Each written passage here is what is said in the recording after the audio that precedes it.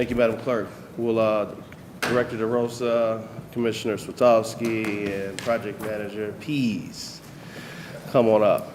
And our new Assistant Director, Yes. who I do not remember her name, please give us your name and welcome to the table Thank here you at very much. My name DPS. is Keisha Chambers. Keisha Chambers, good morning. Assistant Director Keisha Chambers, all right. Thank you so very much for being here. I'm sorry, because I would have got you I'm sorry, Director. I'm talking to Director wanna Williams. switch? No, let's, since you're up here, let's, Because I have to present for him anyway, so. do you? Yeah, so if you want to just come up and you Okay. can take off, that works too. Come on up, Director. We're gonna switch gears here real quick. Good morning. Good morning. We need, which one do you have? 1212? He's got 1212, yep. All right, we're going to start with ordinance number 1212-2022 by Councilmembers McCormick, Bishop, Harrison, and Griffin by departmental request. An emergency ordinance authorizing the Commission of Purchases and Supplies to sell certain city-owned property no longer needed for the city's public use located on West 22nd Street to 1869 West 22nd LLC for purposes of residential development. This has been heard and passed by Municipal Services and Properties. Good morning, Director and Director. Good morning. Good morning. This city land was acquired in 1943 for the purposes of constructing a playground on the site, but is no longer being used for playground purposes. Sale of the city land will put the land into productive reuse. I will defer to Director DeRosa to speak to this piece. Good morning, Mr. Chairman. So Commissioner DeGennaro is not able to be here today, but I did want to explain that this is for a 7-unit apartment building renovation, and it's the apartment building is located at 1865 to 1869 West 22nd Street, which is kind of behind the West Side Market on a dead-end street with a little cul-de-sac on it. And there's a new buyer of the property, 1869 West 22nd Street LLC, and they plan to create a parking area that's covered by a deck that would have views of downtown. And in order to get the cars in and out of that parking area, they're seeking to acquire parcels from the city of Cleveland, which if you look at the county website currently, those PPNs don't show up. And that's kind of how this got started. They thought that they were acquiring a larger piece of land than what they were actually titled to. And so we discovered this error. We worked with the county on it. And so they're looking to acquire 3 parcels that the city owns. It's approximately 4,405 square feet. And it's sort of at the end of the street where the cul-de-sac is located. Any land needed for that cul-de-sac is excluded from the sale, so the only thing that they're purchasing is anything that's outside of the roadway areas. Appraised value is $6,600. We did have a question at the last council meeting if this was a good value for this land since it's near the West Side Market in Ohio City. And so Commissioner DeGennaro informed me that we had, there were 2 appraisals of the property. This is the highest value of those 2 appraisals. And it's just an odd piece of land at the end of a cul-de-sac that really has use for this property and not much else. And this is how the appraisers felt that it should be valued. It is a very good appraisal firm, Emily Brayman at CP Brayman and Company. So we do, have faith that she did a good analysis of that valuation. And with that, I'm happy to answer any questions. All right. Yeah. Thank you, Director. As you mentioned, I just asked one of the staff members, have we heard back about this appraisal? Because I know that came up at the last committee meeting. Yes. And you're telling me that there was a second appraisal done and the value was not as high, and so you went with the highest value you received back on the appraisal, correct? Yes, sir. And Mr. Councilman, I will put together a response for last week's committee and also send it to this committee as well, so that everyone has the information in writing. Sure, I appreciate that. Yes, please get that to us in writing. Send it to Mr. Titron, and he will make sure it gets out to all of the members of the committee and to the members of municipal services as Okay. well. All right. Yes, sir. I will open up to committee for questions. Committee. Mr. Chairman. Councilman McCormick. Thank you, Mr. Chair. This is in Ward 3. I support this land sale. It's kind of a parcel wedged between a private parcel and a city parcel, and it's not really doing much of anything right now, so I think this really contributes. My one question to the director, which you just addressed, was ensuring that the city of Cleveland gets the highest appraisal for private property sales like this, especially in areas where property values are higher. So as long as the director has thoroughly vetted that, Mr. Chairman, and is comfortable with the appraisal, I support that as well. But again, as we move forward with these types of sales, you know, I know Chief Albanama is counting every penny in that Yep. bank account. So if we're selling city property, ensuring that we're getting fair market value. So thank you. Understood. Thank you, Councilman. I agree. You know, we want to make sure we get the highest and best bang for the property that we're selling. Agreed. Any further questions from the committee?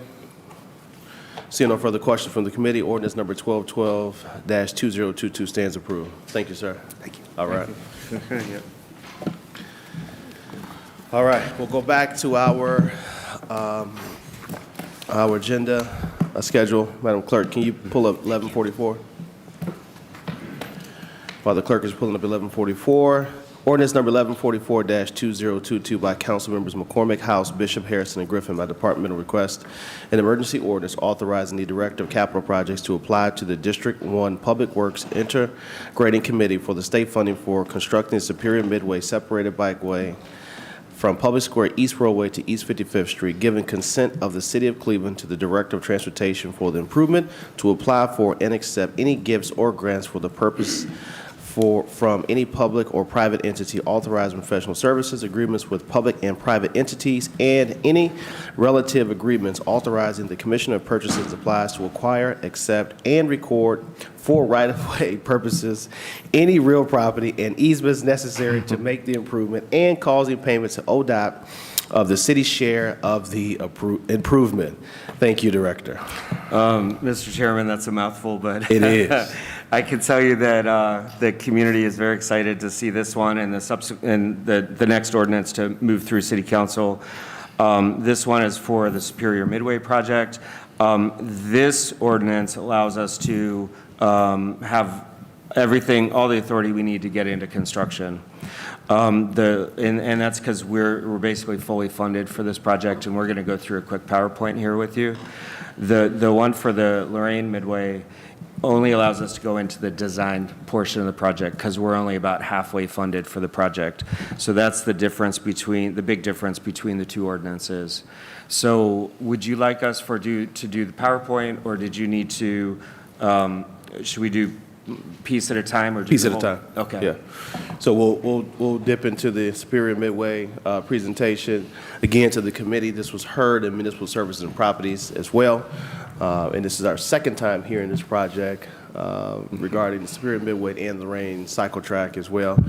And as I mentioned at the last committee, I'm requesting that we go back to the neighborhood and have in-person interaction with the community and the residents and also the business owners there, so they are fully aware of what to expect. And because we are still in, I believe, design, if there are any considerations that we can take into account that residents and businesses may have along that corridor. Again, the interaction was done virtually, right? So we had a very limited participation because of that. But, you know, we want to make sure that we get back out there so that way we can have a really robust discussion with the folks who live in that community. All right? Mr. Chairman, absolutely. All right. Thank you, Director. Go ahead.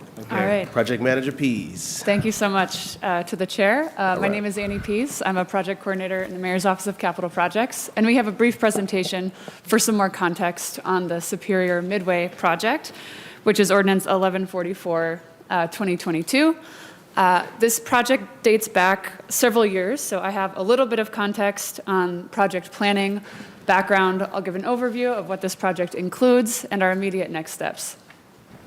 So the Superior Midway project really dates back to 2017. There was a citywide TLCI looking at Cleveland streets and asked the question, how can our streets originally designed to accommodate streetcars, as well as automobiles, horses, some of them, and pedestrians, how those streets could be designed and reimagined for 21st century use, given the way that we get around now is quite different from the original times when the streets were conceived. The 2017 Midway Cycle Track Plan looked citywide at how wide streets like Superior could be repurposed and reimagined.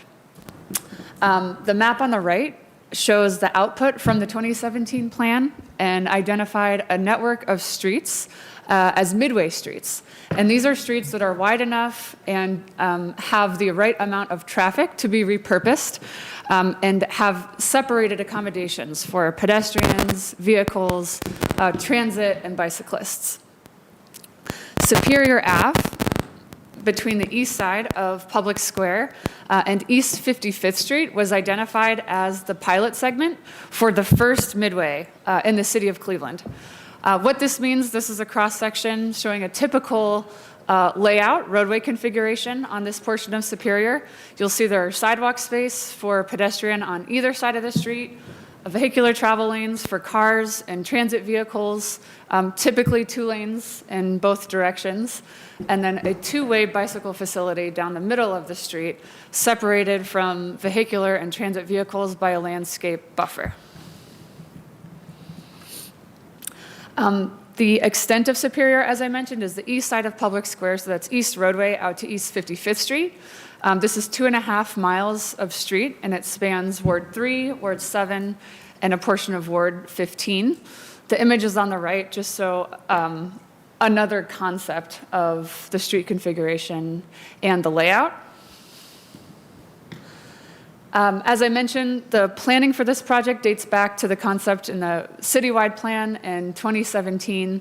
Since that time, we've been exploring the feasibility, looking in more detail at vehicular and safety operations along Superior and traffic capacity, confirming that this design works well from a preliminary engineering standpoint. We've also been fundraising for this project, which I'll go into in just a moment. But what we're on track to do is enter into a contract with the Ohio Department of Transportation to do the detailed design and engineering for the project, which would lead us up to be prepared for construction, ideally to begin in 2025. Our overall project estimate is just over $25 million for this 2.5 miles of street. This slide details the specific amount for design and for the construction cost estimate. We've been successful in applying for federal funding for this project through our Regional Metropolitan Planning Organization, NOACA. The specific funding source is CMAQ funds, which is an acronym, but really focused on projects that are improving air quality or environmental impacts. So specifically the bicycle accommodation, pedestrian accommodation, transit accommodations for this project make it a great candidate for the CMAQ funds. In total, we've received over $19 million in federal funding for the project. We need to match those funds with a non-federal source. So the only aspect of the project we haven't identified specific sources for are the local matches. But we anticipate applying for and securing road and bridge bonds in coming years to fill that gap and complete the match.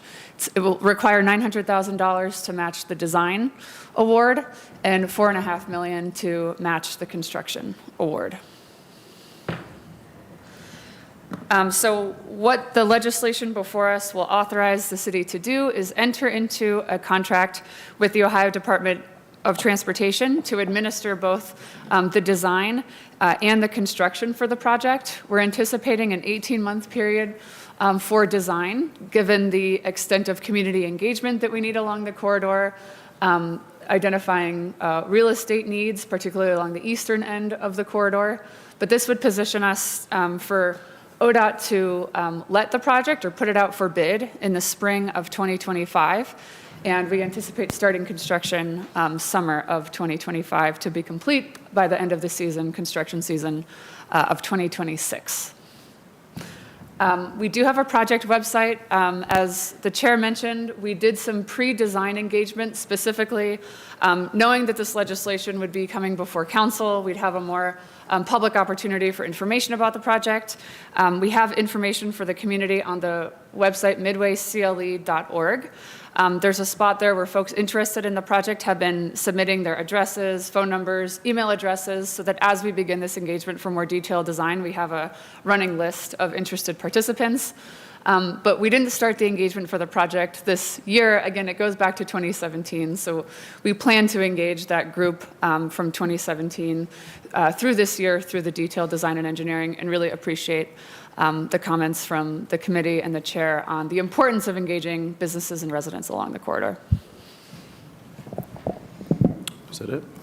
Yes, thank you. All right, thank you, Project Manager Pease. We appreciate the detailed information. Again, this was heard at Municipal Services and Properties and approved. And the chair, I've given my comments, but one further comment. I know that ODOT is going to lead this project. What does that do for the MBE requirements and other requirements to have participation on this project? Rick, you probably could answer this one the best. To the chair, on this particular project, these are all federal funds, so we'll be complying with the federal guidelines for those things. Okay. Can you get us what those guidelines are? Work with Sure ODOT and will. get that to us before we hear this at Finance? Yes, I'd like sir. to know. We want to make sure that, there's going to be participation on this project. We don't want to drive down Superior, and I don't see any folks of color work on this project, whether they're workers or they are companies who are locally here from Cleveland participating. All right? Understood. Thank you. We'll open it up to the committee for questions. Yes, Councilman McCormick. Then Councilman. Thank you, Mr. Chairman. Appreciate you hearing this today. I just want to, first of all, echo everything that you said around participation as well as community engagements, and I know that's the intention of the mayor's administration. So look forward to working with them on that. First of all, welcome, Assistant Director. Good to see you. You've got quite an impressive resume, so I'm excited to see what you do with the Yes. city of Cleveland. We're very happy to have you. So, Mr. Chair, I just wanted to note that the majority of this kind of spine is between, in Ward 3 is West 50th, Public Square to East 12th. But, so this section, I don't have a huge stretch, but I do have an important stretch. I'm fully supportive of this project. This is a 6-lane freeway that goes through the city of Cleveland that used to have a streetcar in the middle of it when we had 1 million people in the city. So this is what I believe, and I think many believe, is way too wide of a road. And Mr. Chairman, we also know that through the work of Vision Zero, these types of roads have proven to be very dangerous for our residents. The amount of folks that are killed in automobile crashes, as well as pedestrians and cyclists as well. So really excited to have a thoughtful process to provide, I was going to say realign, it's not realign, there is no facility for anybody outside of a vehicle. So to really think critically about how do we connect folks throughout our city that do not have a vehicle or choose not to have a vehicle, whether that be transit or cyclists, on a more safe environment, a safer environment for the city of Cleveland. So anyways, Mr. Chairman, I think this is a really great project. It is finally providing what I believe is the quality cycling infrastructure that we need. I'm not blaming anybody, but we are woefully behind our peer cities on these types of projects. And I just want to thank the director, your team, for really spearheading this. This will be a big step to connecting our neighborhoods to job opportunities and to each other on transit and on cycle infrastructure. So thank you, Mr. Chair. Thank you, Councilman McCormick. Councilman Harsh. Thank you, Chairman. I just have some questions about the project in general, and then I don't know that I've seen a state cooperative project, so I think I have some questions about how that works out, the coordination between the city, ODOT, and the state. But my first question is about the new police headquarters, through the chair to the director, is supposed to go on Superior and 30-something? East 22nd Street. East 22nd. Yeah. And so the new police headquarters will be will the city jail be there? Will we have transportation needed in and out of there quite frequently, or is it going to be like a functioning police department with a lot of traffic and police putting their sirens on and running out of there, or is it just what? So through the chairman of the councilman, so this is not a dispatch location. So this is where the administrative functions of the police take place. We, a few years ago, merged the city and county jail So we no longer have a city jail function. And we won't have one here either, through the chair. Right, there won't be one here. There won't be, police cars being dispatched. There will be a lot of public safety employees at this location, so access is very important. The great thing about the new police headquarters location is that down 22nd Street, you hit Payne Avenue. So, there's really no lack of access both onto the freeways and on the street grid from that location. We will make sure that all of their needs are met, and we've already fully incorporated the Superior Midway project into that design process. Okay. So to answer your question, they do need access, but it's not for the sake of, police cars going off to a location. Okay. And through the chair, I'm looking at the overhead map. It looks right now like Superior, for the most part, is 2 lanes in each direction with dedicated bike lanes in each direction and parking on both sides except when there's a bridge. Is that about correct through the chair? The current layout? Through the chair to the councilman, there's a variety of cross-sections, a typical cross-section on Superior today. The portion closest to Public Square has dedicated bus lanes, for example, on a portion, and then there is a dedicated bike lane east of, I believe, East 22nd Street, currently out towards East 55th, but they don't continue. So it's not continuous. There are portions of Superior that have on-street parking as well. So there are sections where there are 3 lanes of traffic in either direction, section where there are 2 lanes of traffic in either direction, and closer to Public Square, there's 1 lane of traffic in either direction with turn lanes. Okay. And so the plan is to make it 2 lanes in both directions for the entire extent from Public Square to 55th? Through the chair to the councilman, the idea is to maintain 2 vehicular travel lanes, so transit and vehicle travel lanes, and maintain on-street parking where it exists today. As we look more carefully, as Councilman McCormick mentioned, about safety issues on, there are portions of Superior that have a disproportionately high crash history. And in areas like that, we'll want to be very sensitive to understanding what's causing those crashes today and ensuring with the design of the streetscape, we're addressing safety issues. So we will be looking at pedestrian accommodations, or if there are visibility issues that sometimes on-street parking can contribute to. We'd be very sensitive to safety alongside parking needs. So through the chair, do we have a crash count for Superior and know how many accidents typically happen there in a given year? Through the chair to the councilman, we have a lot of crash history on Superior. And can we compare that to other streets that go in and out of downtown from the east side? Chester, I'm thinking first and foremost Euclid, which has been completely overhauled. Through the chair to the councilman, we can. Okay. And through, would anecdotally, would Superior be the highest crash count?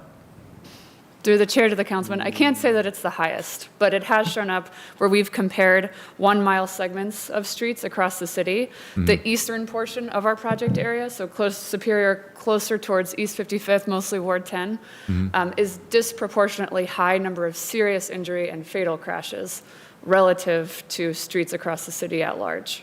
Okay. And through the chair, do we also, I know we count cars and we count traffic regularly. Do we count bicycle traffic as well? Through the chair to the councilman, there are a number of locations with permanent bicycle and pedestrian counters throughout the city. We also have counts through NOACA, our metropolitan planning organization. So can we say definitively how many people use Superior for bicycling? Through the chair to the councilman, I think we would need a new count to confirm, to have a specific or a cross-section specific count. We would need a dedicated effort to collect that data. And through the chair of the councilman, so that would be part of what we would do through this design process as we enter into it. And as we really look at better bike ped connections and safety throughout the city, one thing we're also working towards is to include permanent counters within the project cost, so that once we put in an infrastructure like this, we will build in the cost of putting those trackers in so that we can actually see if folks are using it, if they're increasing once they get better connected, if there's more people that use it. I asked, Mr. Chairman, because I'm curious what route cyclists typically use right now when they travel from the Circle to downtown? Because this is basically what we're talking about, is connecting the Circle to downtown. And I know that we're stopping in East 55th. I'll come back to it. But I'm just curious if this is the main route that cyclists use, and that's why we're targeting this, or if this is just federal funds that are available, so we're going to do it because we've got federal money. I'm just curious what that bicycle count is. Like, how many people are we accommodating with this project? Through the chairman and the councilman, so we can get you better desire lines information and better counts. But I do want to emphasize that the reason that this one was selected is because there was a study of all the roads that are very wide due to past trolley uses. And so this was identified as the most feasible roadway in our city because of its size and what's on it to implement, if you will, a test pilot for this midway concept. Okay. And so through that study, which 2011, is that? or 2017. 17, that's the study that really identified Superior as the one that would be most advantageous for the city to develop. Excuse Okay. me. I understand that it's an incredibly wide street. So I rode my bike from Tremont to the Circle every day for a couple of years, and I rode on the side of Carnegie, and it was always my dream to have something like we're doing on Lorraine, to have a separated bicycle lane on the side of the road. What is the wisdom through the chair of putting this down the middle of the road? It seems like cyclists would be in a greater harm's way. If I've got cars on both sides of me, then I've got to keep an eye over both shoulders. But if I'm on one side of the road separated, then I only have to keep an eye on one shoulder for moving traffic. What's the wisdom of putting this down the middle of the road for cyclists? Do you want to take that? Through the chair to the councilman, there are different ways that we can lay out the dedicated bicycle facilities. For Superior, the middle was identified as a way to keep two-way bike traffic moving with the landscape buffer between moving traffic and the bicycles. There will be turn accommodations at intersections so that someone using the midway bicycle facility will be able to turn and access side streets or businesses along Superior. One benefit to having the bicycle facility in the center of the street is that transit operations, transit vehicles can use the curb space without impediment for buses to pull off to the side. Passengers can disembark the bus and get on the bus without having to conflict with bicycle traffic. Our idea isn't necessarily to do the center bicycle facility all over the city, but this is a pilot because we don't have any facility like this yet. So Superior, and as we'll talk about Lorraine, the configuration is a little bit different. Right. But it is a pilot to understand better how the center bicycle facility works, and we'll be able to compare that relative to other configurations in different parts of the city. Okay, and through the chair, what's the plan at East 55th? If somebody is cycling down the middle of Superior and they get to East 55th and there is no longer a middle lane for them, what do they do and where do they go? Through the chair to the councilman, currently we don't have bicycle facilities on East 55th or Superior east of 55th. One of the plans we're embarking on this year in 2023 is a citywide active transportation plan, and that plan is going to consider Superior and the future Lorraine midways, and the Memorial Bridges Loop Trail, Slavic Village Downtown Connector, some of these off-road or on-road but protected, very low-stress, comfortable bicycle accommodations as the spine of our bicycle network. And the work we have ahead of us is to figure out how this spine, how we can connect smaller bones or arteries off of that spine and make better connections into the neighborhoods or other destinations. So with this project timeline, we won't begin construction until 2025. It won't be complete until 2026. We would be kind of prioritizing how we make connections off of facilities like this and have a few years ahead of us to strategize on how we implement those. I'm sorry, maybe I didn't ask clearly. I'm just wondering what the bicycle is supposed to do when they get to East 55th. So currently, the bicyclist could continue straight on Superior using Down the their- middle of the road? No, they would, without a dedicated bicycle facility down the center of the road, the cyclists would use the street. Mr. Chairman, this is really kind of, I'm confused about this because I don't understand the appeal. So say I'm downtown and I want to go to the Circle, and I'm thinking, oh, great, there's this wonderful new lane down the middle of Superior for my bicycle and me. I can ride from Public Square to East 55th, and then I'm just left at the whims of no bicycle lane, no infrastructure whatsoever, and I'm still on Superior, a 5-lane road. And now I'm in the middle of the road. I'm not even sure how I get over to one side. Which side do I go over to? Are we going to dedicate one side of Superior back out to the Circle? And the other question, Mr. Chairman, is what's the wisdom then of anybody traveling from the Circle downtown to use Superior even at all? I would just take the safest route from University Circle heading west. I wouldn't even bother worrying about the East 55th startup of the bicycle route, because if I'm a cyclist, I'm trying to be safe, right? I'm a huge fan of off-road bicycle tracks because it's the safest way for me to travel when I'm on my bike away from cars.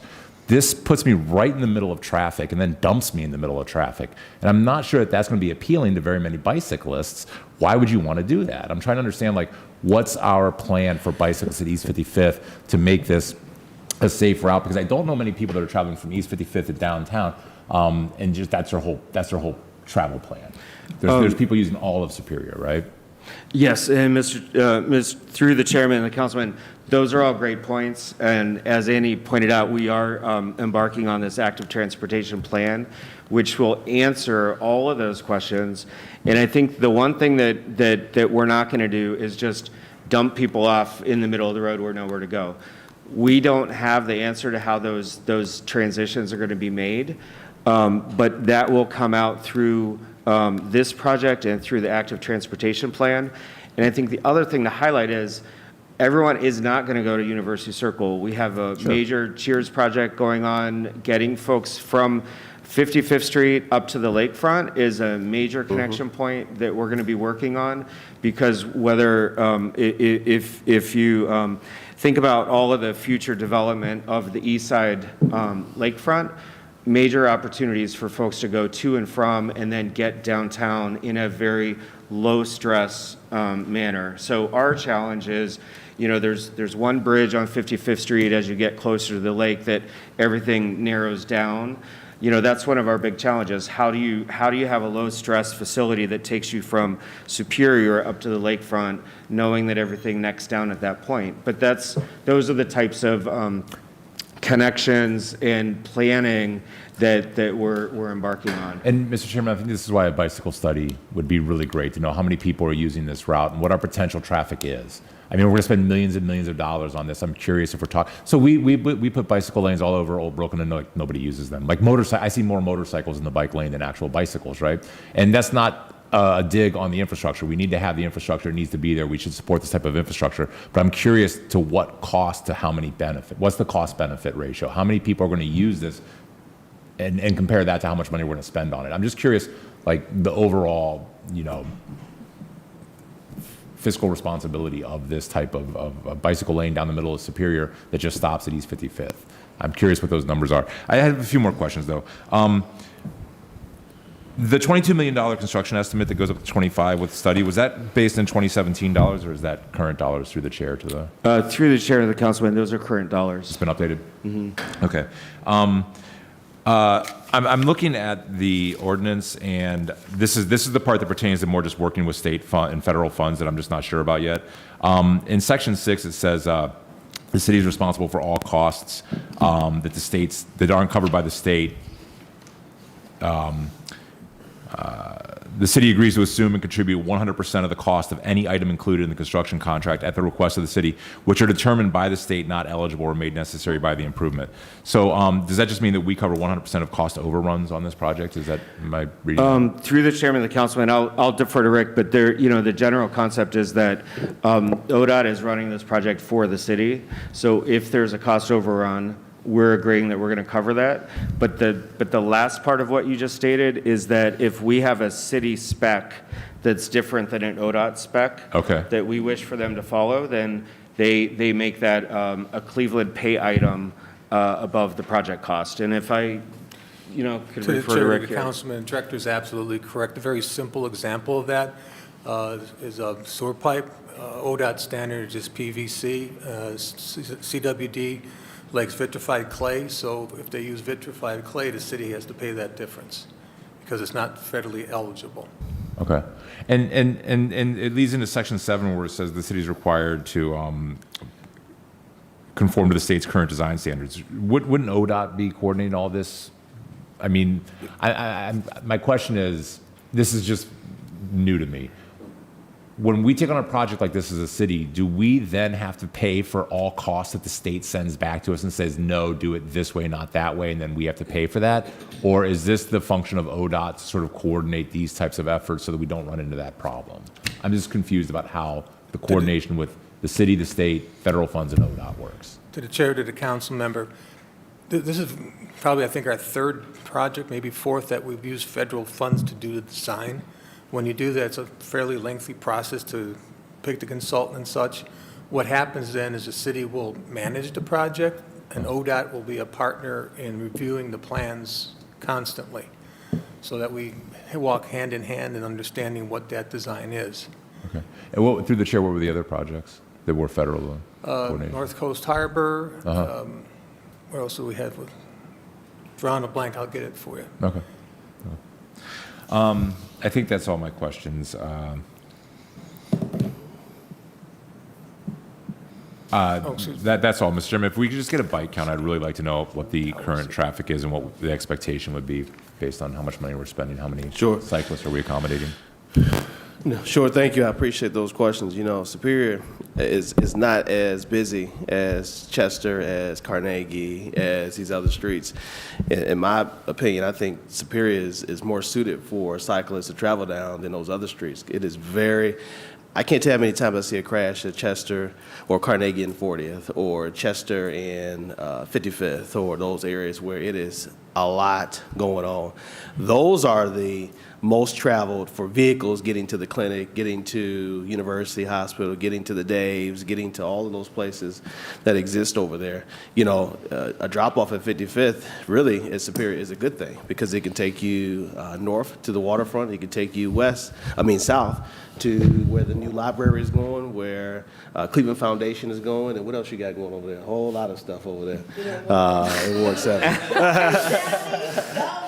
So, you know, it gets you to Oriana House, where I've seen many individuals coming from that facility, going down Superior to seek other services in downtown. So, you know, I don't think it's just about a connection to, and I'm not saying that's what you're saying, it's not about a connection to University Circle.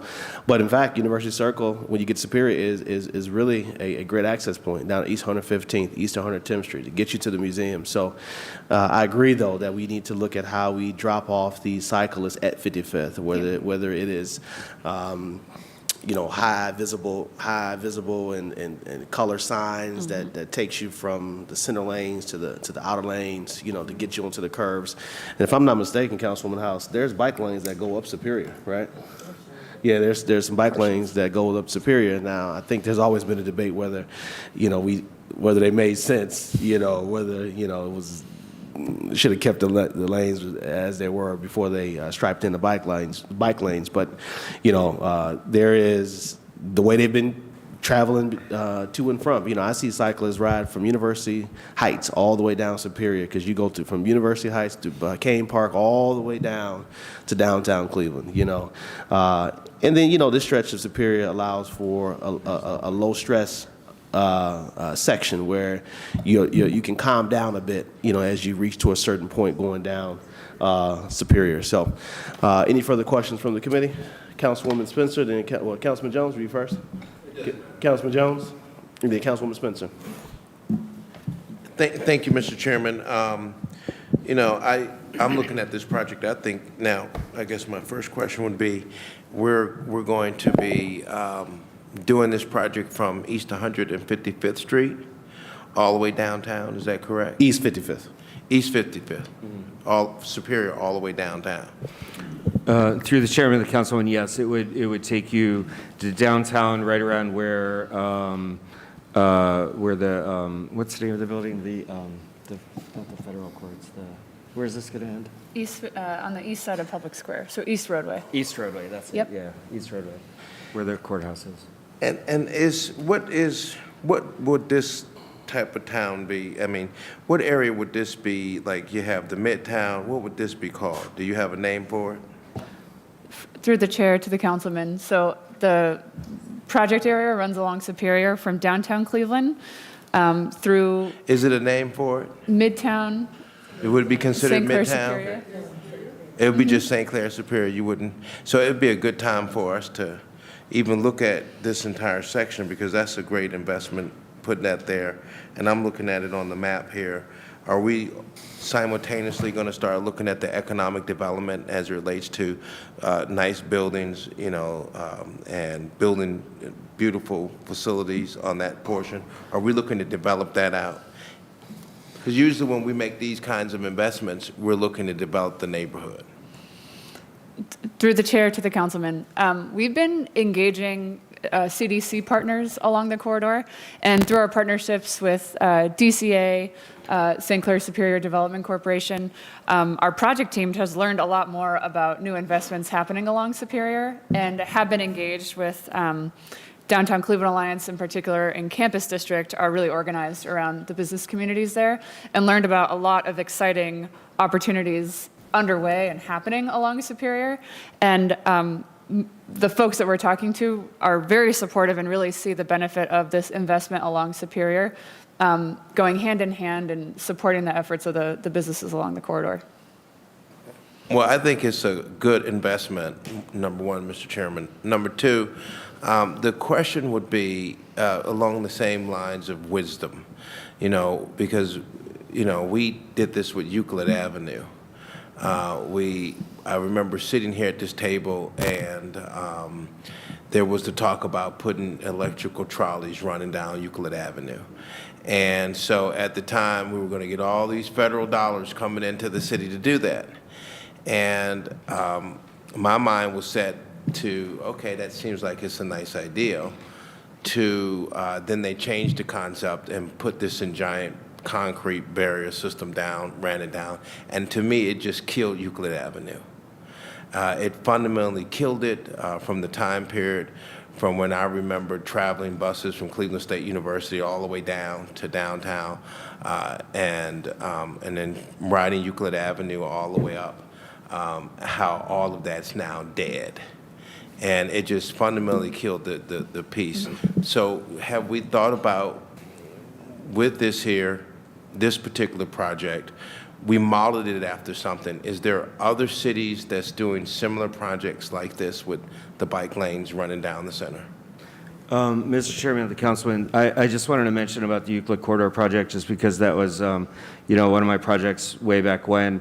The research. Oh, no, you're not claiming it, are you? No, I'm not claiming it, but I'm just saying the research shows that investment that would have happened somewhere in Cleveland was drawn to that corridor, so that I don't know the most recent numbers, but the amount of investment that happened on Euclid Corridor after the project, and granted, during the project, construction is messy, businesses go out of business, it's hard on the residents, but afterwards, that corridor, if I'm not mistaken, is one of the most highly invested in corridors in the whole city, and they credit that to the project. So we hope that there's ancillary benefits to this project, like there is for most roadway projects. Once you beautify a roadway, like East 185th Street in Collinwood right now is going through renovation. Councilman Polensek has been really careful about making sure that the businesses on 185th Street are supported during construction so they don't go out of business. And the goal is that those businesses stay and then new businesses fill in all those storefronts. So it's always a challenge for us collectively to make sure that the struggling businesses survive during construction so that they can benefit from the new infrastructure that we all put in. So the question, but thank you for that, I appreciate that. The question, Mr. Chairman, is what other cities are doing these types of projects? Can you answer that one? Through the chair to the councilman, I would, in peer cities, in terms of building out a low-stress, comfortable bicycle network, Pittsburgh is ahead of Cleveland in this realm. Detroit is ahead of Cleveland in this realm. Columbus has a more built-out bike network than Cleveland has. So I would say that among peer cities, we're still catching up. But I would also add that at the federal level, as we've received these 2 CMAQ awards for this project, most of the federal funding in the new infrastructure bill is really oriented towards roadway projects that emphasize accommodations for more modes than just vehicles or just maintenance projects. The direction that ODOT, USDOT, Federal Highway Administration is going is they want municipalities, they want localities to be considering when they do a roadway project to accommodate all of the modes rather than repairing existing and really thinking about building out these networks across their cities. So it's a trend that this isn't a, I would say generally Cleveland is a little bit behind peer cities, and we're positioning ourselves to better take advantage of these federal opportunities to build out this network. Mr. Chairman, I have other questions, but for the sake of time in the committee, I'll defer. Thank you, Councilman Joe Jones. I appreciate it.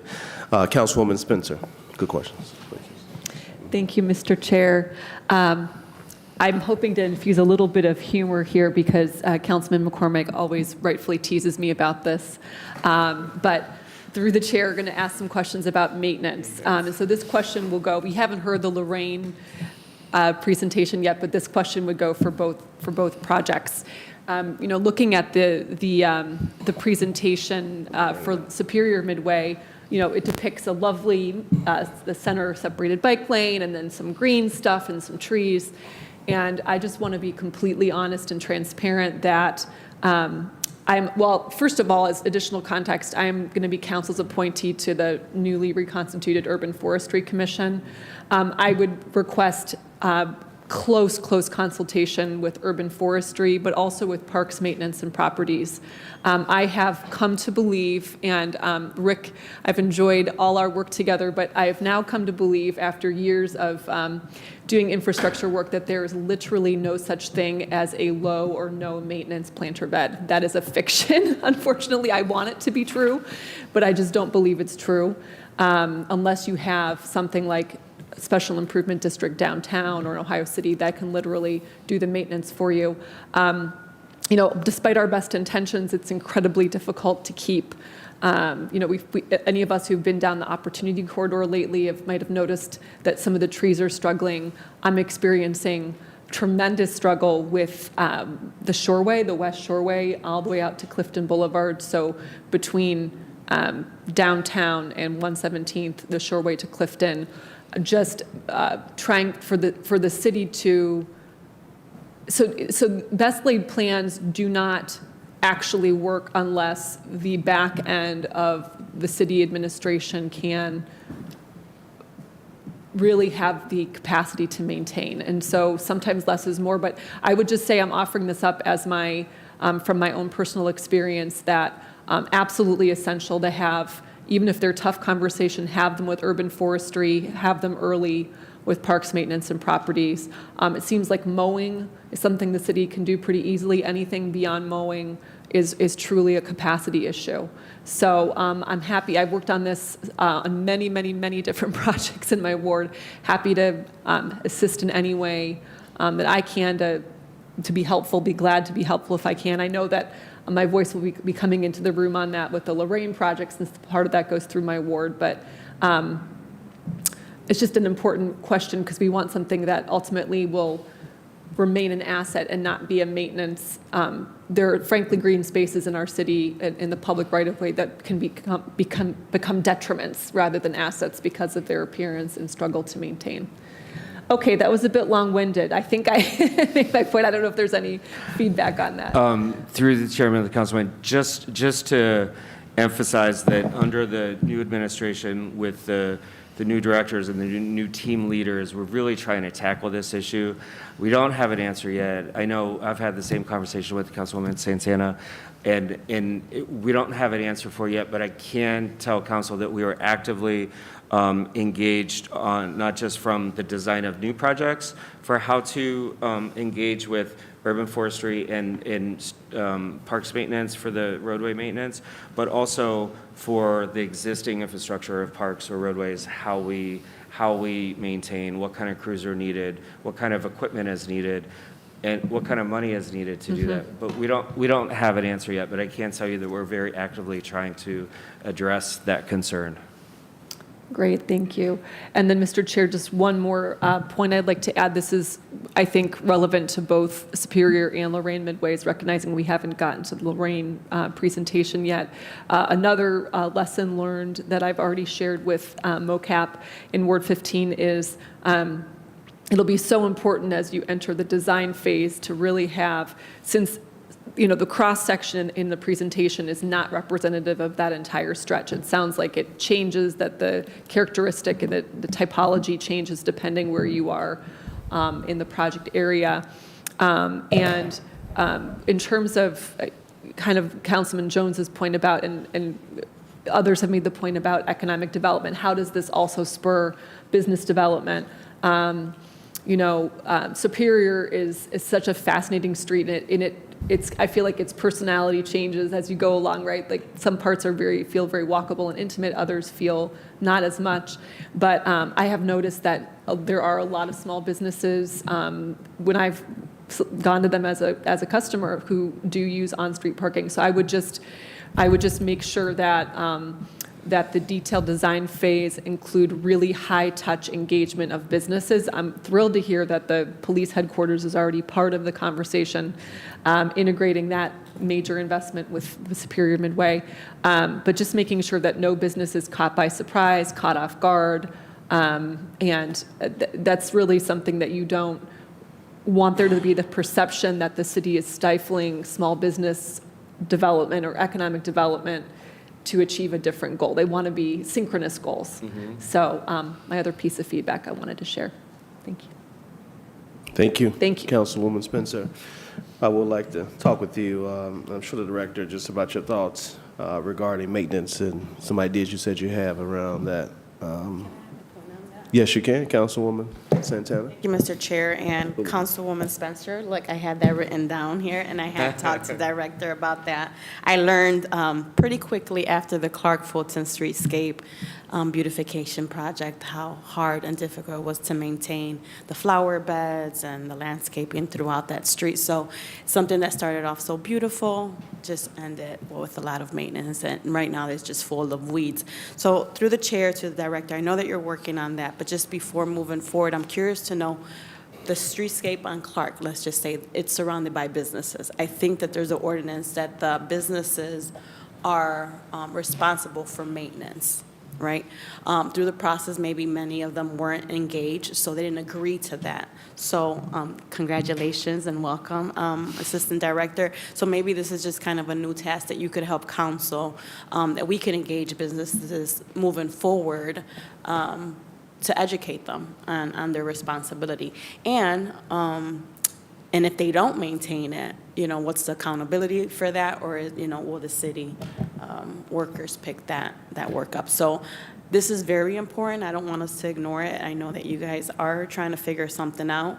But once again, a project that just looks so beautiful as this, project that you're presenting today ends up being a nuisance to a neighborhood. So that's my comment through the chair to the director. I don't know if you have any feedback on that. Through the chairman of the councilman, just that we hear you loud and clear, and it is something that we're going to figure out this year.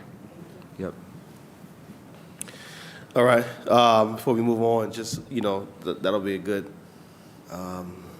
let's have some conversations about that before this is heard at finance next week. Because that maintenance is going to be very important. We don't want to bring about something and then the weeds are overgrowing, issues just are high along that stretch, okay? We have, before we go to Councilman Jones, we're going to go to Councilwoman House, then back to Councilman Jones. And then It's a quick point, Mr. Chairman. It's a point? Yeah. So if you have a point, we'll go with you first. Go ahead. Thank you. You've already touched on it, and Jasmine touched on it, but just want to send the message to the city of Cleveland. Whenever we're doing something like this, it would be really nice to, note that, the city should maintain it. There should be, you know, and if we don't have city workers, we could subcontract out the work to maintain that. How our city looks matters. The impression that people get when they come into the city of Cleveland should be like, that's a really nice place. And nothing says, it's a really nice place to making sure that our people are responsible for the care and the maintenance of our city. Thank you, Councilman. Councilman Harsh. Mr. Chairman, it just occurred to me, do the federal funds require that this be a midway with the bicycle pedestrian lane down the middle, or do we have the leverage to put it off to the side like in Lorraine, create a larger buffer, and potentially make that green space easier to maintain? Director. Through the chairman of the councilman, there is no federal requirement that this midway happens in the middle of the roadway. But I do want to clarify one thing, that because it is a midway, it's 100% a city responsibility to maintain. It would not be a business responsibility to maintain. So if you think about the issues that some of your fellow council members have brought up today about neighboring businesses being responsible for maintenance, that would not be the case here on Superior. On Lorraine, where you're next to the sidewalk, then I think there's a little bit of gray area that we're going to have to sort through as we go through meetings with the businesses about who's responsible for maintaining what. Here at the Midway, it's 100% the city's responsibility. Well, Mr. Chairman, I think it would really behoove us to hear from the bicycle community. The more I look at this and think about this, I just can't help but thinking that down the middle of the road is a less safe option than on the side of the road for bicycles. I'm just curious what the bicycle community's thoughts are on this. They have a robust lobby effort here in Cleveland. I'm really curious what their thoughts are about the safety of this. And it seems potentially like we could have a win on the councilwoman's concern about green space infrastructure maintenance as well. So I'm just curious if we have to be, it seems like we should be locked into one design right now, especially when we're 2 years out. Through the chair to the councilman, we have a lot of documentation from that 2017 planning process that specifically calls for the center bicycle facility on Superior, acknowledging the context of that street, and the recommendations are different for other streets across the city. So not all the midways, as we discussed before, would be in the middle, but there was a robust discussion, and the cycling community was very engaged through that 2017 planning process. So as we go forward, we want to continue to engage that community, but we wouldn't want to go back and repeat or be redundant with the planning efforts done so far. But they have been a very active stakeholder in this planning process, and that center facility is the preferred design conceptually for the Midway on Superior specifically. And through the chair, could you share the 2017 feedback with me? Through the chair to the councilman, absolutely. Just get it to Mr. Thatcher. He'll get it out to all of us. Thank you, Ms. Pease. Councilwoman House. Thank you. Through the chair to the director, assistant director, congratulations to the team. So going to the funding summary, specifically when it comes to the Ridge and Road and Bridge bonds, what is that process and how, just if you could explain that process, I think that would be helpful, because I know that is a shortfall currently that we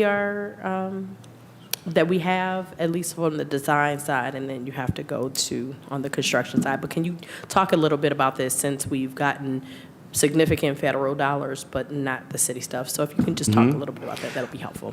Yep. So through the chairman of the councilwoman, so the city, we determine what the needs are for the entire city, and that need to be funded through bond sales. And those could be IT, it could be vehicles, it could be capital projects, it could be certain types of equipment.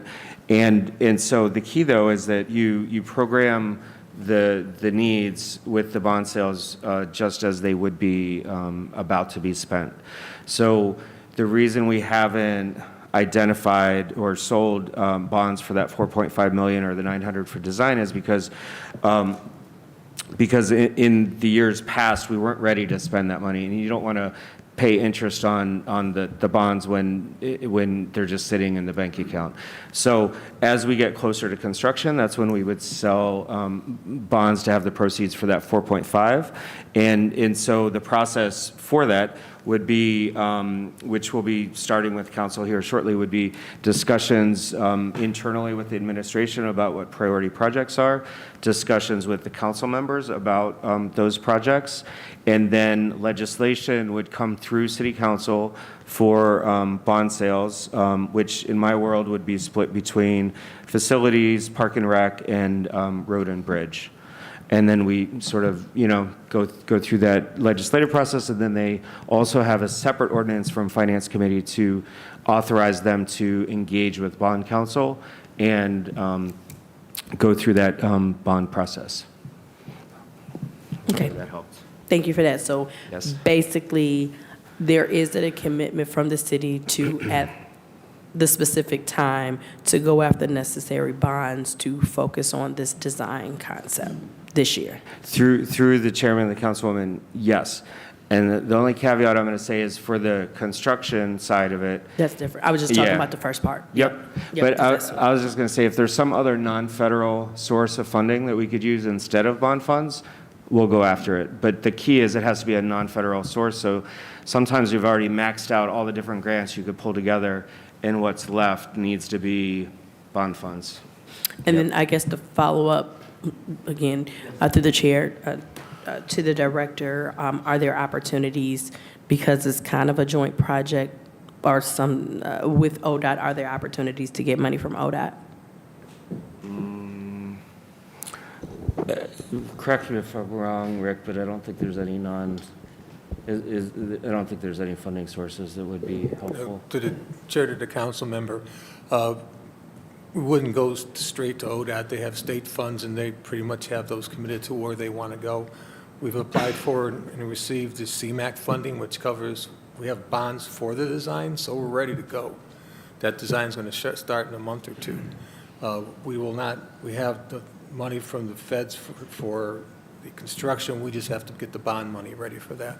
So once we get the design done, we should be fully funded, because we'll sell, typically for something like this, you typically sell it in 2 separate years, because there's a big hit on what you need to do capital-wise.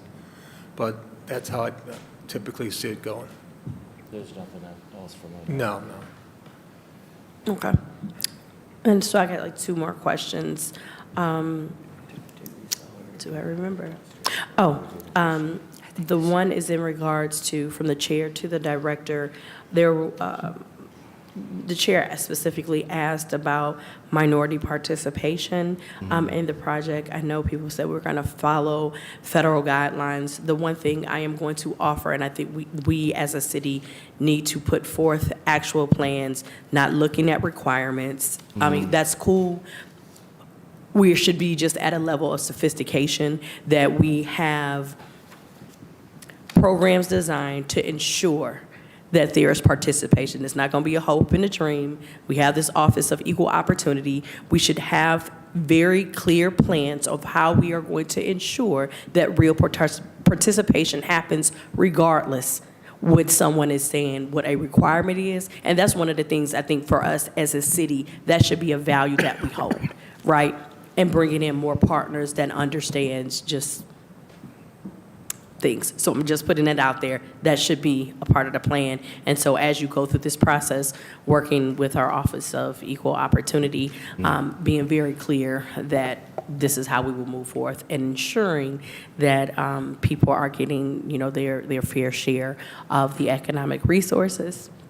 And then I was saying the final, I guess, question and point, as we talk about the Superior Midway, just understanding the dynamics of having multimodal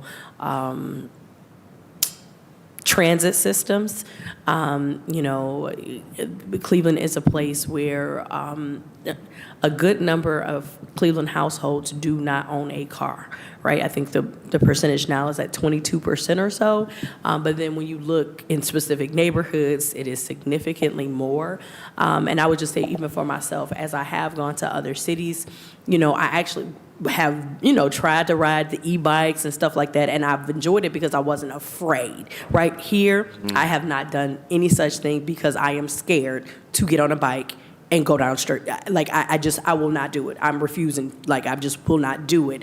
And I think as we are going through our pilot, I think there are real opportunities to get Clevelanders a little bit more comfortable and a secure way to build our confidence and not be confronted with death on the road. No, for real. Like, I mean, I just will not do it, but I think there are opportunities, specifically understanding the financial implications of owning an automobile, that many of our residents, they just cannot afford to own a car. But a bike could be way, and if we are very intentional, even thinking about our engagement in teaching people, you know, how to do it. I mean, for me, I'm like, what I'm gonna do? I'm gonna be sweating. What about my hair? You know, I mean, we have to think about very cultural things if we want people to embrace different ways, and knowing that we are designed to the automobile, which we need to come back from them. And a lot of times, because the way our weather is going to be, a lot of us will not be able to afford it. So I just think as we are thinking about things like that, there are opportunities on the City of Cleveland on our programmatic side, maybe Parks and Recreation or whatever, to think about programming that can really help get people more comfortable and the realities of people's lives, of how we can embrace a multimodal transit system, and embrace things that connect to people's real lived economics. And this is just an opportunity. So again, while this might not be a part of your thing, I think it's a part of your thing, and someone in the team needs to think through it and through programming, so that people can be more comfortable. So thank you. Thank you, Councilwoman. Thank you, Councilwoman House. Speaking of e-bikes, I was coming down 55th. I saw a guy on one of those bikes. He was bumping going down Chester. He flew through that light. I'm like, whoa. I mean, it was cold, so he was trying to get home. I heard that. He was rolling. He had no fear of that e-bike. He was bumping down Chester, going to that light at 55th. All right. Councilwoman Santana had a quick point. No, you good? Okay, we're good. No, don't carry that, but I thought you had one too as well. Councilman McCormick. Thank you, Mr. Chairman. And I just, my colleague, as she frequently does, spurred more thoughts through her testimony. But I just wanted to note to build off what she was saying, Chair, I think the average cost annually to own and operate a vehicle is around $9,000. That's car payment, gas, insurance, repairs, et cetera. So you think about $9,000 for an average person is a lot of money. So providing this type of infrastructure, I think is critical. But the other thing I really want to note too, and I agree with my both colleagues to my left, I'm a frequent cyclist, and I've been riding my bike for a long time, and I'm confident and I'm able-bodied. I'm scared on Cleveland streets. And I think that is a real reason why people don't use bike lanes, because non-buffered bike lanes, and I think this is one of the really important differentiations between safe bike lanes and paint on the road, because I will tell you the amount of times I have almost been run over, hit, sideswiped while I am legally in the bike lane. The people are parked in it constantly. They're driving in it constantly. I mean, it's a disaster. And so, and quite frankly, I think it can be a problem too when we provide the illusion of safety, because people get in the bike lane and think, okay, well, I'm properly in the bike lane. Well, the way people drive nowadays, it doesn't matter. So I do want to just highlight that. I think it's really important that I think this is a case very much so. If you build it, they will come. And NOACA actually studied, and we should get that data too, the difference of usage of the Lorraine Carnegie Bridge once the multi-purpose path went in. But if you think about it, yeah, that they do have that data. It's intuitive. It's common sense, right? If you feel safer, you are more likely to do it. And I think that is why these types of projects are so important, is to provide that safe connection. And I will also note too, and we learned this through various projects that have happened in downtown, there are a lot of folks who live in near east, near west side neighborhoods that work in downtown Cleveland. So while me riding my bike to the Cleveland Museum of Art sounds lovely, and I would love to be able to do that in a safe way, these are also critical connectors to city residents who are employed in the city core on all different levels of jobs, be it office work or with our hospitality industry, et cetera. So I think that's another real benefit here, is that safe connection. And the e-bikes are really interesting, right? I don't have one.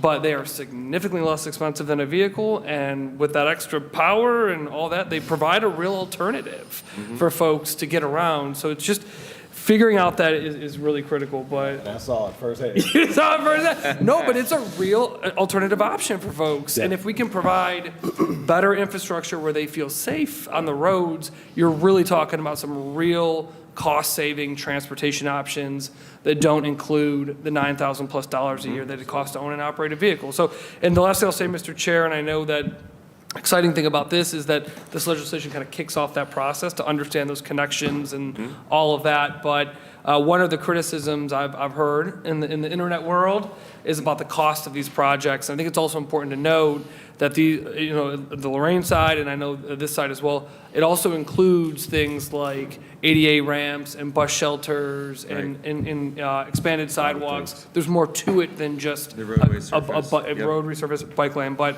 as we move forward, thinking about how do we cheaply or use less expensive interventions that are safe, right? And we've seen a lot of other cities, Mr. Chairman, that have done that. Raise curbs with bollards and paint, that provide that kind of safe, buffered infrastructure, but that don't cost $57 million. So I don't think it's I think it's a both and solution. But I just wanted to add those comments. Thank you, Mr. Chairman. Sure. Thank you, Councilman McCormick. And again, as the director noted, majority of these funds came from the federal government as well, too. So that really helped out, that this money did not come straight out of our general fund or anything as well. No further questions. Ordinance number 1144-2022 stands approved. We're going to move to ordinance number 1201-2022 by Councilmember Spencer, McCormick, Bishop, Harrison, and Griffin by departmental request. An emergency ordinance authorizing Director of Capital Projects to apply for and accept funding for the rehabilitation of Lorraine Avenue from West 65th Street to West 20th Street, authorizing Director of Capital Projects to enter into one or more professional services contracts for the design, authorize other agreements, and authorizing the Commissioner of Purchases and Supplies to acquire, accept, and record real property and easements. Director. Mr. Chairman, so as mentioned, the big difference between the two projects with the ordinance is that for this one, for Lorraine, we're seeking authorization to enter the design phase of the project because we have quite a bit of fundraising through other grant applications to go. So with that, I'm going to hand it back over to Annie Pease, and we have a second portion of PowerPoint to present on this project. Thank you, Ms. Pease. Again, this was heard at Municipal Services and Properties, and we'll turn it over to you. Thank you, Chair. So similar to the Superior Midway presentation, we have a little bit of project background on the Lorraine portion of the Midway. We'll go over some recent public feedback we've heard, as well as our immediate next steps to advance the project. So as mentioned, the Lorraine portion of the Midway is looking at West 20th Street. So our project area is West 20th Street, which is the western terminus of the Lorraine Carnegie Bridge at Lorraine, all the way to West 65th Street. This is 1.8 miles of street, again, different from Superior, which is 2.5. The Lorraine Midway spans wards 3 and 15, and this portion of the roadway is primarily mixed use with commercial businesses and residences along the corridor, as well as residential side streets. The existing right-of-way for most of this portion of Lorraine is 2 driving lanes, 4 driving lanes total, 2 lanes in either direction, with sidewalks. Lorraine is also a high-frequency transit corridor. There are a couple of RTA bus lines with stops and shelters along this portion of Lorraine as well. A little bit of background on Lorraine. So the total limits of Lorraine go from that Lorraine Carnegie Bridge all the way west to the city boundary. And over the last 10 plus years, the city of Cleveland has been rehabilitating Lorraine west to east. So on this slide, in 2010, we did the westernmost portion of Lorraine from the city limit to West 150th Street. Following in 2017, we did West 150th to West 117th, and that portion included some streetscape enhancements as well as bike lanes. And then just in 2020, the city addressed West 117th to West 65th, also with some minor streetscape enhancements and bike lanes. So this is all to say that the remaining portion of Lorraine that needs improvements are West 65th to West 20th, so the easternmost portion of Lorraine Ave. So what's driving our concept for when the city takes on this major capital project is going back. We've talked about the 2017 citywide Midway Plan, but preceding that was a localized neighborhood concept starting in 2013 called Living Lorraine. This was a Ohio City Incorporated in partnership with City of Cleveland, but really a neighborhood-driven corridor revitalization plan that prioritized an enhanced streetscape for this portion of Lorraine, as well as a bicycle accommodation. The concept that was derived through Living Lorraine was presented to the Cleveland City Planning Commission and approved in 2015. This configuration included 2 lanes of traffic in either direction with parking on one side of the street and a 2-way street-level bicycle accommodation on the other side of the street. All of that input, so that Cleveland City Planning Commission concept was an input into the 2017 citywide Midway Plan. So a little bit different in the origin of the Superior project. It was really that Living Lorraine neighborhood-driven plan that was included as an input and almost an existing condition or planned future condition that was put into the 2017 planning process. As you'll see on the right, Lorraine Avenue was prioritized as a midway corridor in the citywide plan and also drove this plan, again, completed in 2017, as the city, as I mentioned before, was completing those portions of Lorraine west of our project area. We did include bicycle facilities and accommodations, noting that they were a recommendation of the 2017 plan. Different from the Superior Midway, the proposed Lorraine Midway includes a sidewalk-level bicycle facility on one side of the street, separated from traffic with a buffer. This could be a hardscape or a greenscape buffer, a parking lane, a travel lane in either direction, and then, of course, the sidewalk on the other side of the street. This isn't exactly the concept that this image is just to show a different configuration of the bicycle facility relative to what we just talked about on Superior. This is just to conceive the different location of the bicycle facility. So in 2021, last year, acknowledging that Lorraine is a priority for implementing the Midway Plan and the city iterating on the capital improvement, we went back out to the community, capital projects in coordination with city planning, went back out to the community and presented 4 options for how this bicycle facility could be accommodated on Lorraine. And these really ranged from on-road bike lanes in either direction to having a 2-way separated bicycle facility on one side of the street. We presented 4 options, and each of them, for example, if we were to proceed with on-road bike lanes in either direction, that would be a less expensive project to advance, and we could move on it quicker.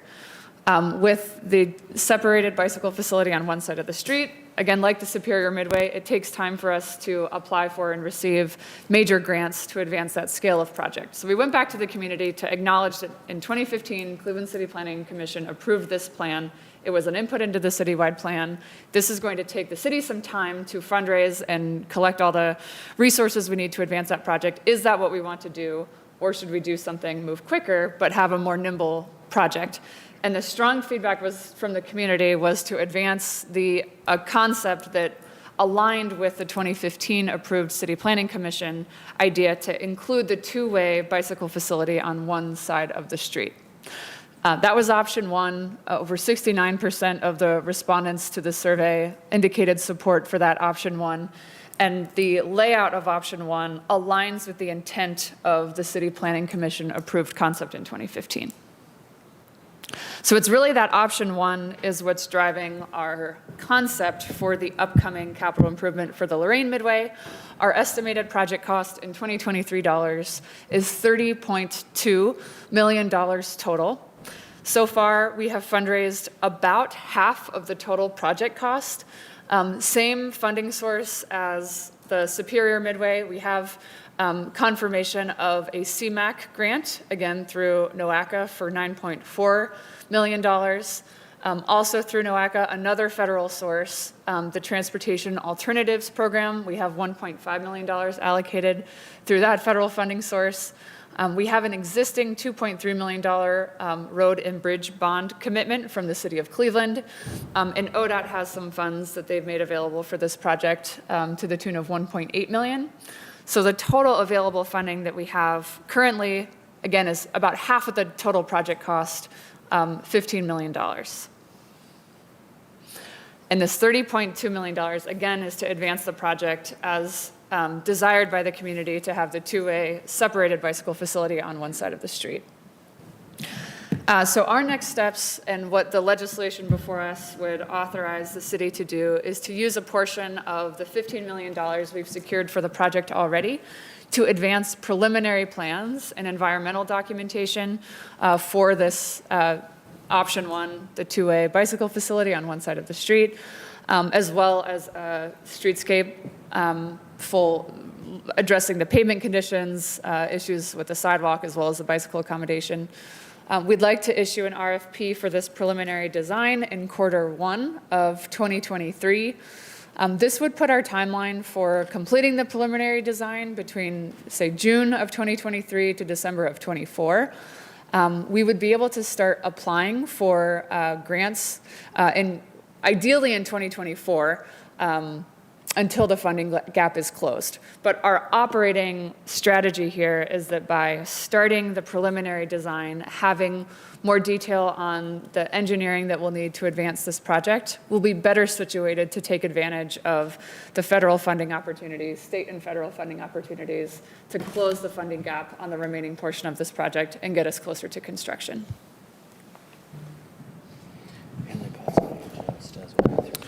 All right, thank you, Ms. Pease, for the presentation. Again, this is Hurd Municipal Service and Properties. Similar information as we heard around the Midway. It's just depicting a different layout along Lorraine versus what was laid out on Superior. Open it up to the committee for questions. Councilman McCormick. Thank you, Mr. Chairman. As the fourth oldest member of this body, I'm digging here.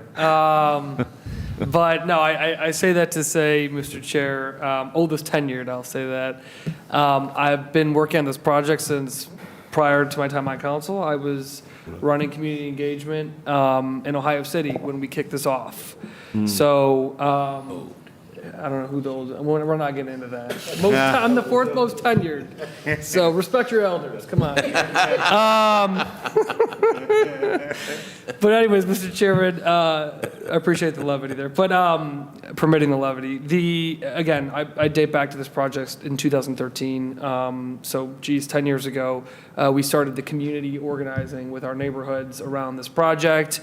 And there were many, many meetings, many conversations that went into influencing this design for the neighborhood. And I'll say, Mr. Chairman, that yes, it connects into a bigger network, but for a long time, the community has felt like Lorraine Avenue has been a dividing point for the neighborhood, that it has not been a safe connector for the community. I've got 1, 2, 3, 4 schools between West 25th and West 50th on this stretch.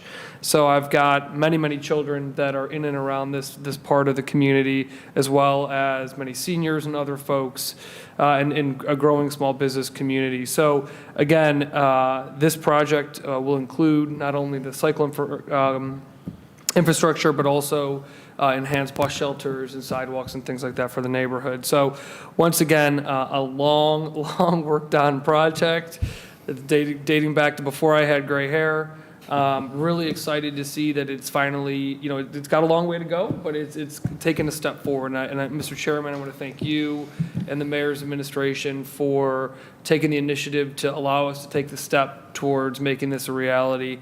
The question I get in the neighborhood now, Mr. Chairman, is when is this darn thing happening? So excited, and I'm always cautious with folks and say we've got a road, but road to go, but excited that we're taking this step to not only help build out these connections, but also for the neighborhood, the improvements that it'll bring. And the last thing I'll say, Mr. Chairman, that one of the reasons I'm so excited about this too is this network will allow a kid at Zone Recreation Center to get on their bike and ride all the way to East 55th. So it really provides that quality connections.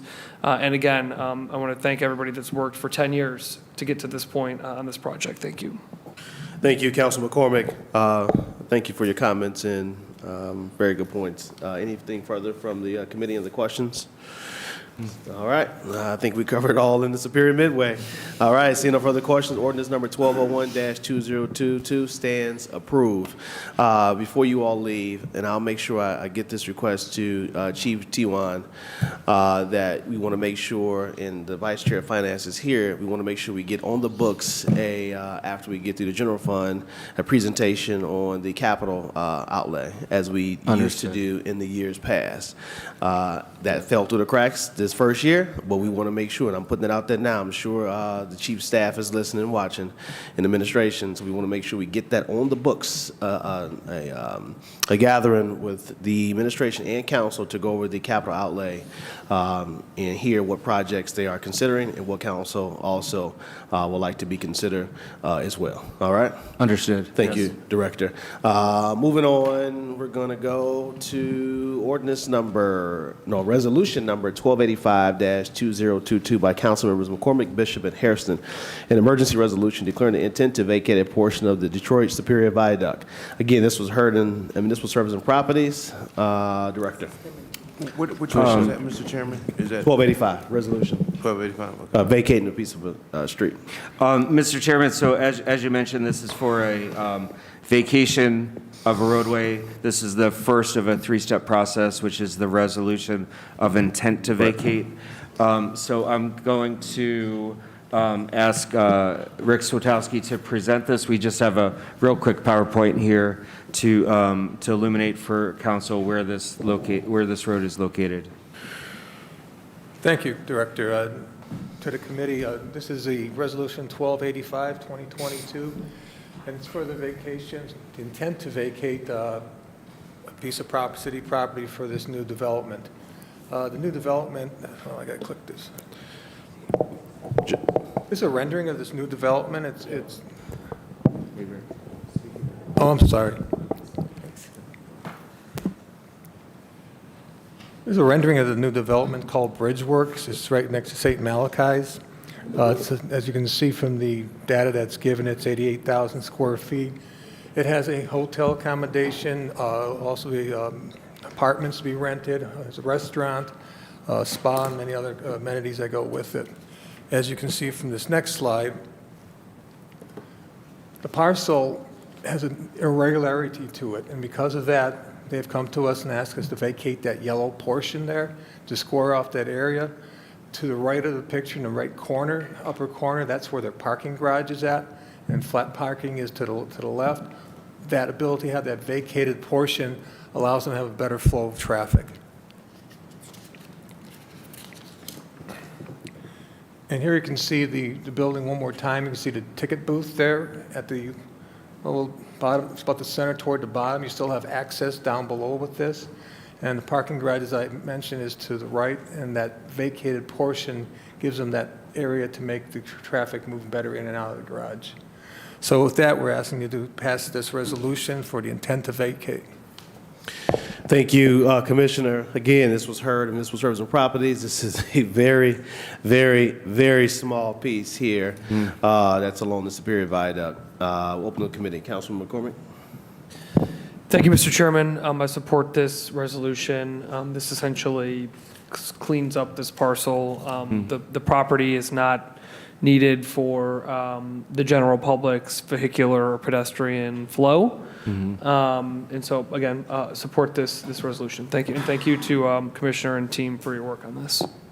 Thank you, Councilman McCormick. Any questions from the committee? Mr. Chairman? Yes, Councilman Jones. What kind of hotel is this? Director? Mr. Chairman, I'm not aware. Rick, are you aware? No. Council member, to share to the council member, if you can just spin around one more time. You can see on the left side there, it describes the size of the building. It's going to be mixed use, so we have a hotel in it. It also have apartments for rent. It has a restaurant in there and I believe a spa and other amenities for the guests of the building. Mr. Chairman, Councilman? I don't believe they have either selected, or if they have not released information on what the flag would be, but I'm not aware. That is, we have the same understanding. Right. My understanding as well. So, okay. So we're vacating, just make sure I'm clear. We're vacating a location for a project we're not clear on the details of? No. So, Councilman, no, the details are clear. What the question you asked was, have they selected which hotel? This is going to be not just a hotel. This is going to be a cafe, apartments. A piece of it will be a hotel, but not all of the project. So there's many uses that'll be a part of the project. Right, I get that. So my question was, you know, we know it's going to, parts of it's going to be a hotel, parts is going to be rented out, but we don't have all the details yet on what that would be. My understanding, they have not, and Councilman Cormier can weigh in, they have not selected who they intend to have as the occupier of that space that intends to be a hotel. I see. Chair, I would just note, I think too, with the hotels, until the project Right. officially becomes real, for lack of a better term. I see. You know, until it gets all its approvals and its financing in place, I'd Correct. imagine that they wouldn't publicly announce until that has taken place. So I presume, Mr. Chairman, they've already purchased the site location?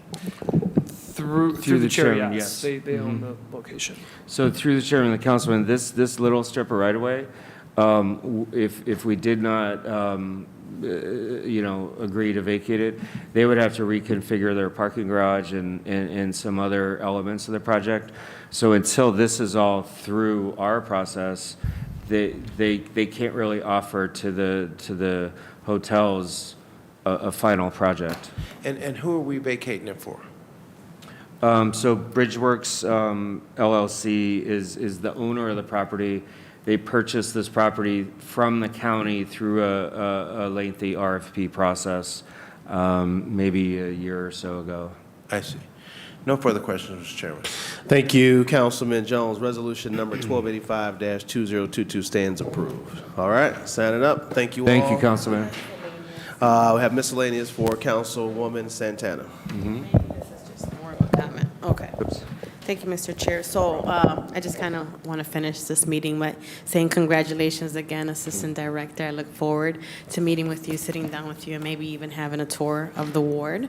And through the chair, I just really want to thank Rick. I mean, you're very responsive. I mean, from the beginning of time since I was elected, I have your personal cell phone number. You get right back to me. So I just want to take this new year to wish you New Year and just really let you know that we are just very grateful for your leadership and just how you treat council members, because I know many of us have nothing but great things to say about you. So you have a good staff member, director, and you as well. But I've just worked with Rick you. for many years now. So just want to thank you. I appreciate it. Thank you, Councilwoman. Councilman Jones, and then Councilman Cormier.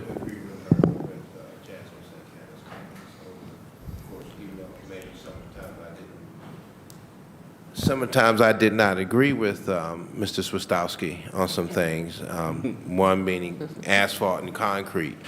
But one of the things I will say is that he's always been very professional. He always took care of business, and he never seemed to take anything personal. And so I really appreciate his decorum here at the table. Thank you. Oh, shoot. Thank you, Councilman Jones. Councilman Cormier. Thank you, Mr. Chair. I'm going to pile on here. And I would also expand it to, he also comes out into our neighborhoods. Even if it's a contentious meeting, he comes out, he takes the arrows. So I want to, and I'll just note on a personal experience, I've started to yell at him a little bit for answering my phone calls. He recently had a joyous family event and answered my phone call on it. And I said, "Why are you answering my phone call? You're at this joyous family event." So he even does that. So I just wanted to add that. Thanks. You know, public service is not shiny, and sometimes it is hard. But you are the epitome of a great public servant. So Thank you. Thank you, Commissioner. I agree with my colleagues. You know, You know, when we had that issue with those sidewalks on I won't say the road, when folks were calling and trying to get their story together, you know, you were Johnny on the spot to make sure that got taken care of. So, you know, we thank you for all that you do for us, Thank all you. right? And may I just add one thing? I really do appreciate it. But what's most important, I have a staff that's amazing, and they get it Yes. done for me. Yes. I just voice it. Yes, yes. Thank you, Commissioner. And you're right, you have a Thanks. great staff, you know, that you call them up, they go out immediately, and they get you back the information. So we thank you and your staff Thank you. for all of their hard work that they do for all of us. All right, thank you. With that being said, this committee is adjourned.